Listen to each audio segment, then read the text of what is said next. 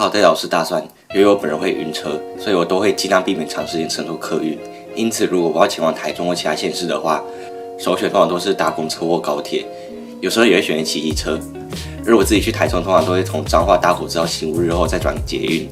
如果时间足够的话，我有时会在文心森林公园站下车，因为我会走去 IKEA 逛一下。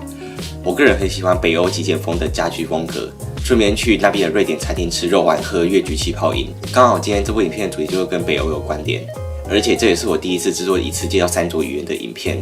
今天的影片主题是挪威语、瑞典语跟丹麦语之间的差异为何。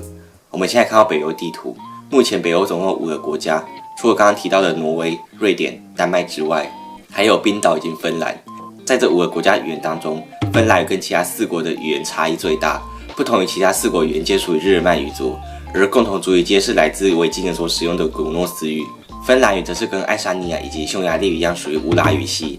而冰岛在地理上远离欧洲，遗世独立的环境也让冰岛几乎没有受到其他语言的影响。距今约1000多年前的维京人在抵达冰岛后，维京人所使用的古诺斯语在形成冰岛语的途中，在词汇与文法上几乎没有什么较为剧烈的变化。换句话说，1000年前跟1000年后的冰岛语其实根本就没有差多少，只差在现代冰岛语使用的是拉丁字母，而非卢恩字母，所以这就形成了现代冰岛可以非常轻松的阅读维京时代文学作品的有趣现象，就像中文母语者也可以阅读千百年前的文言文一样。也正因为冰岛语在这1000年来几乎没有什么重大变动，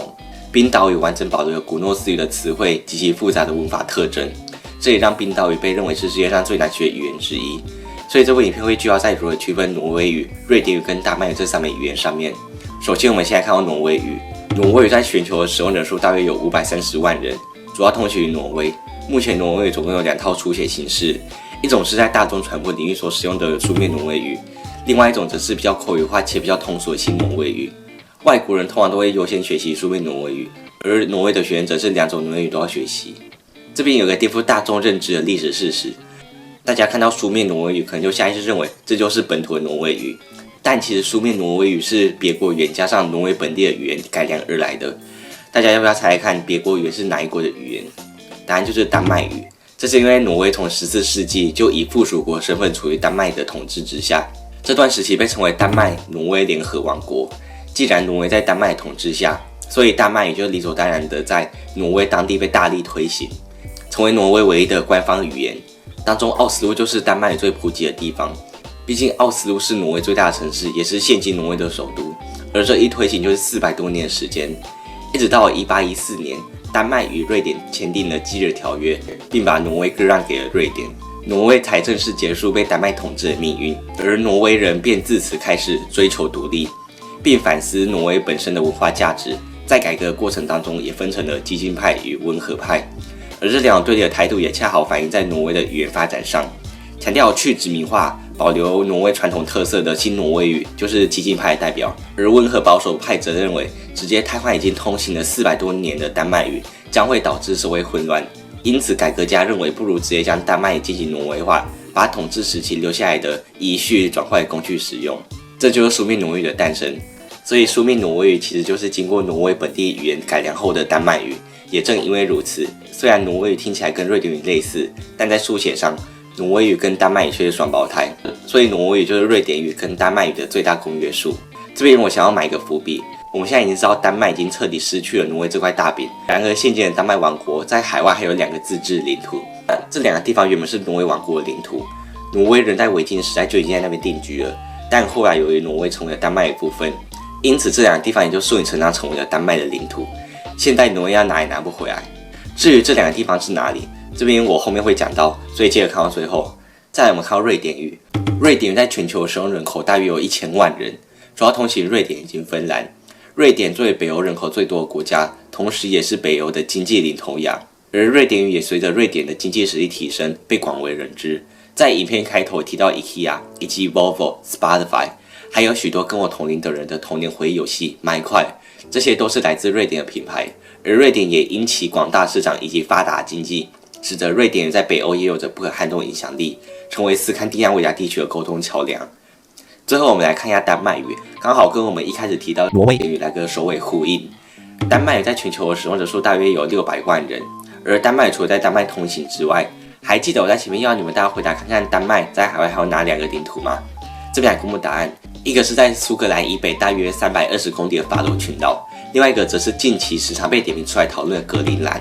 如果大家有在关注国际时事的话，应该就会知道现任美国总统川普一直想要把格陵兰收购变成美国的领土。至于为何世界第一大岛格陵兰会成为丹麦的领土，在解释这件事情的来龙去脉之前，这边要先给大家建立一个认知，大家不要觉得丹麦在欧洲看起来就是一个没什么存在感的罪人小国，但实际上丹麦从13到17世纪就一直是北欧的强权。当时为了对抗在日耳曼北部的汉萨联盟，丹麦哥本哈根皇室联合挪威、瑞典、冰岛、格陵兰与法罗群岛组成卡尔马联盟，但因为卡尔马联盟的国王本就属于哥本哈根皇室，所以卡尔马联盟也以哥本哈根的指挥为准。丹麦的影响力也是从这个时候开始逐渐扩张到整个北欧版图。例如我们在前面就已经提到的书面挪威语，就是丹麦跟挪威在联合王国时期所留下来的文化遗迹。两人因为丹麦的主导权过重，引发了瑞典贵族的强烈反弹，最后瑞典跟丹麦爆发战争，并在1523年宣布独立。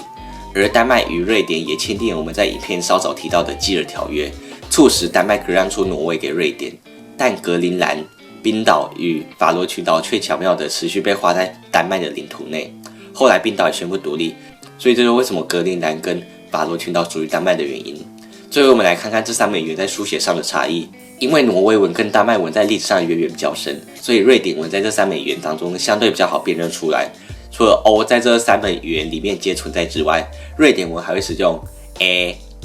这2个字母，而挪威文跟丹麦文则经常出现 a、前面说到挪威语跟瑞典语在听觉上比较类似，这是因为这2枚语言是有声调的，所以在听觉上，挪威语听起来会有一种唱歌般的节奏，但骨子里却是丹麦语的灵魂。Til tross for en uoversiktlig situasjon i Iran har ikke norske myndigheter stanset returer av iranere med avslag på asylsøknaden. Sirvan Aminpour har fått avslag på sin asylsøknad og frykter for livet sitt hvis han blir sendt tilbake til Iran. Dette er Trandum utlendingsinternett. Her venter iranske Sirvan Aminpour på å bli sendt ut av landet.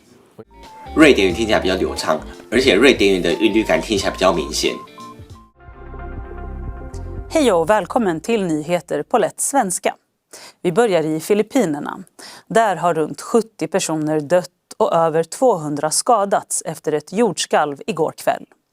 Skalvet inträffade i de centrala delarna av landet och hade en styrka på 6,9 enligt ett amerikanskt institut. 至于丹麦语应该是最特别的，挪威人跟瑞典人形容丹麦语听起来像是讲话时喉咙有马铃薯。这是因为丹麦语有大量的喉塞音，所以丹麦语听起来就很像讲完到一半喉咙就被掐住，声音马上就被切断。而且由于丹麦语的母音发音多达20几种，这些母音之间的差异极其细致，加上丹麦语存在极度软化的子音，例如也就是舌尖抵住下排牙齿的同时，舌面中后段也要往上颚抬升。这个应该是许多丹麦语学习者的噩梦，所以这也产生了一个有趣的现象。丹麦的婴儿在学习母语的速度往往比邻国婴儿还要缓慢。综合以上因素，丹麦语听起来比另外2枚语言更加含糊不清。Fredericia er jo en af de kommuner, der har søgt om at deltage i den her forsøgsordning med gratis skolemad. Og det har det konservative Folkeparti jo bakket op om fra starten. Men vi har også været skeptiske, fordi at vi synes jo ikke, der skal gå for meget bureaukrati i det. Og så synes vi jo også, at der skal leveres en ordentlig madkvalitet, fordi ellers så kan man lige så godt lade være. 以上就是有关于挪威语、瑞典语以及丹麦语的影片，希望大家会喜欢。大家也可以在留言区分享你觉得哪一枚语言比较难学，或是你觉得 IKEA 有哪些值得购买的商品。如果喜欢我们，记得帮忙分享。我是拜拜。